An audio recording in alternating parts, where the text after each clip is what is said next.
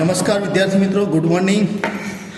આપણે ધોરણ 8 વિષય સામાજિક વિજ્ઞાન અને એમાં આપણે જે જોતા હતા પાઠના અનુસંધાને કે ભારતમાં બ્રિટિશ શાસન અને એ બ્રિટિશ શાસન વિશેની અહીંયા આપણે વાત કરતા હતા.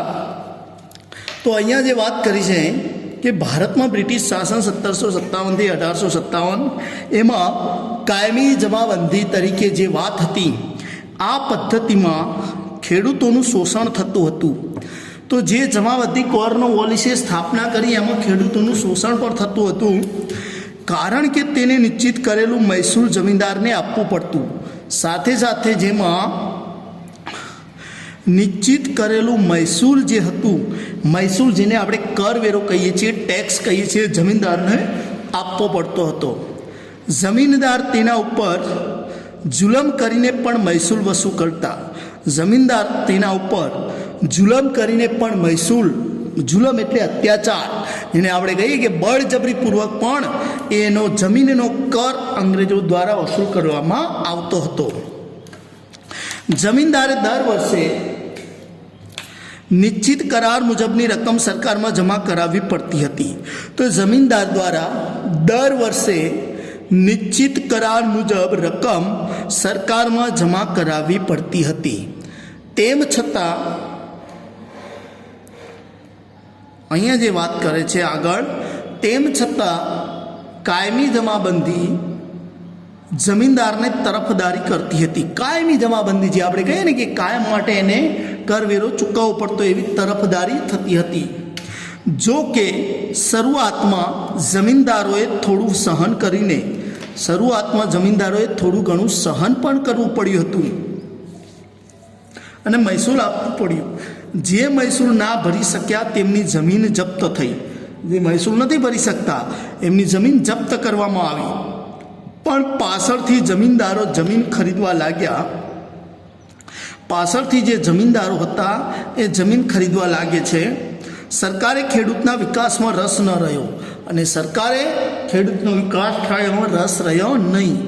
પરિણામે બંગાળમાં ખેડૂતોને ઘણા વિદ્રોહો થયા અને એના કારણે બંગાળમાં ઘણા બધા વિદ્રોહો થાય છે. વિદ્રોહ એટલે કે વિરોધો થાય છે અને અન્ન ભંડાર તરીકે ઓળખાતું બંગાળ કંગાળ બન્યું. અને અન્નનો ભંડાર તરીકે ઓળખાતું બંગાળ જે હતું એકદમ ખેડૂતોના, અંગ્રેજોના અન્યાયી શાસનથી કંગાળ બને છે.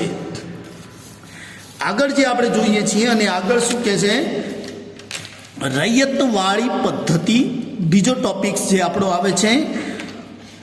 19મી સદીની શરૂઆતમાં ઈસવીસન 1820માં અને મદ્રાસ, ચેન્નઈ પ્રાંતોમાં રૈયતવાળી પદ્ધતિ લાગુ કરવામાં આવી અને તેના પ્રણેતા હતા થોમસ મુનરો. તે સમયે મદ્રાસ, ચેન્નઈના ગવર્નર પણ હતા. તો અહીંયા થોમસ મુનરોની વાત કરે છે કે તેના પ્રણેતા થોમસ મુનરો હતા. તે સમયે મદ્રાસ, ચેન્નઈના ગવર્નર હતા. આ પદ્ધતિમાં જમીન ખેડનારને જમીનનો માલિક બનાવવામાં આવ્યો. જે જમીન ખેડે એ જમીનને ખેડનારને જમીનનો માલિક બનાવવામાં આવે છે. સરકારની શરત મુજબ ખેડૂતે જમીન મહેસૂલ ચૂકવવાનું હતું અને સરકારની શરત મુજબ ખેડૂતે જમીન મહેસૂલ ચૂકવવાનું આવ્યું. આ પ્રથાથી જમીનને માલિકી હકનો કોઈ ફાયદો થતો ન હતો અને આના કારણે જમીનની માલિકી હકનો કોઈ પણ ફાયદો થયો ન હતો. તેના કારણે આ મુજબ હતા અને એના કારણો કયા હતા? તો જમીનનું વધારે પડતું મહેસૂલ, સરકાર ઈચ્છે ત્યારે જમીન મહેસૂલમાં વધારો કરવાનો હક ધરાવતી હતી.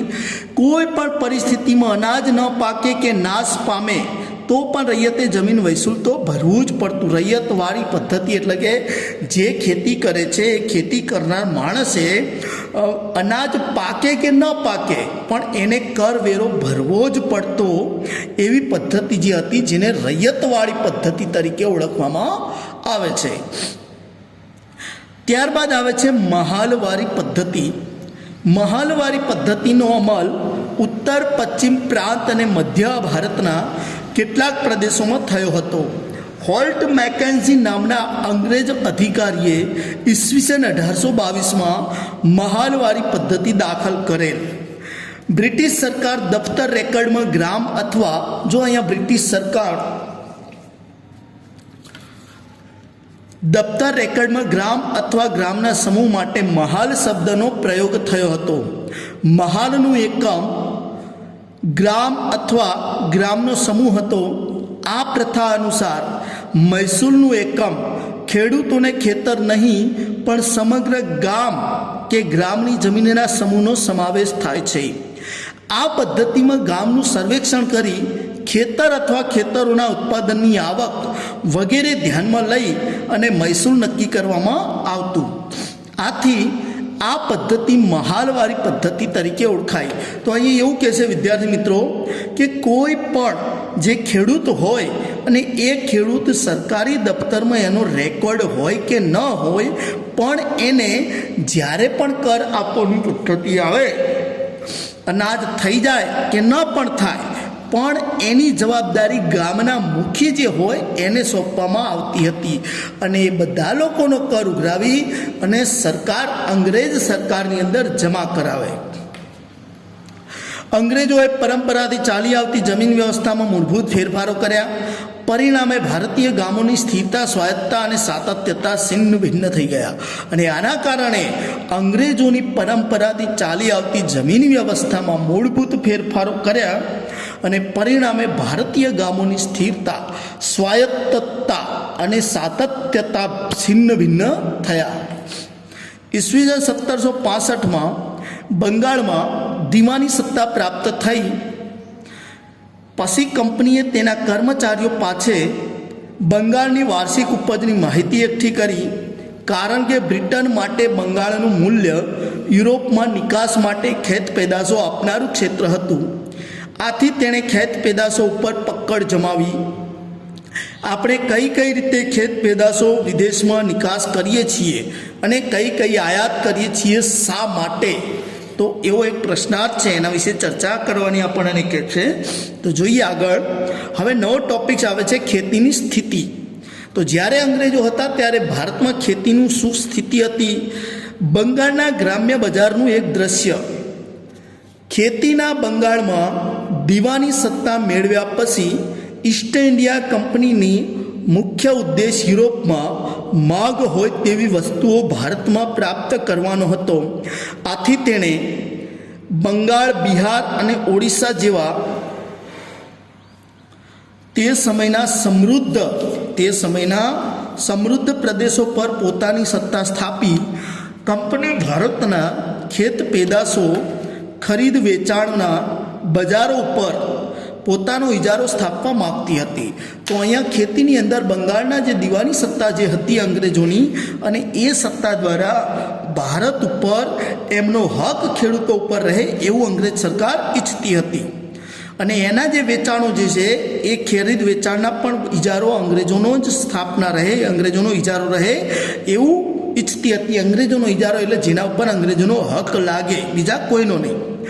ઇંગ્લેન્ડમાં નિકાસ કરવાની જે જરૂરી વસ્તુઓ હતી તેમાં ખેત પેદાશો મુખ્ય હતી. આથી કંપનીએ ભારતમાં ખેતીની પોતાનું મરજી મુજબનું વેપારીકરણ કરવા પ્રયાસ કર્યો. આ પાકોમાં મુખ્યત્વે ગળી, કપાસ, કાચું રેશમ, અફીણ અને મરીનો સમાવેશ થતો હતો. તો આવી વસ્તુઓ ભારતમાં સૌથી વધારે ઉત્પાદન થતું અને એ વસ્તુઓ અંગ્રેજો દ્વારા ઇંગ્લેન્ડમાં લઈ જવામાં આવતું અને ત્યાં એ તૈયાર થઈ અને એ જ વસ્તુ ભારતમાં લાવીને લોકોને વેચવામાં આવતું. આ ખેત પેદાશો કંપની શાસન હેઠળ વેપારીકરણ થતાં તેની કેવી સ્થિતિ થઈ તેના વિશે જોઈએ. તો વિદ્યાર્થી મિત્રો, આપણે આટલે સુધી રાખીએ છીએ. હવે નેક્સ્ટ ટાઈમ જે મુદ્દો આવે છે કાચું રેશમ, એ હવે પછીના પોઈન્ટમાં જોશું. થેન્ક યુ, ધન્યવાદ, આભાર.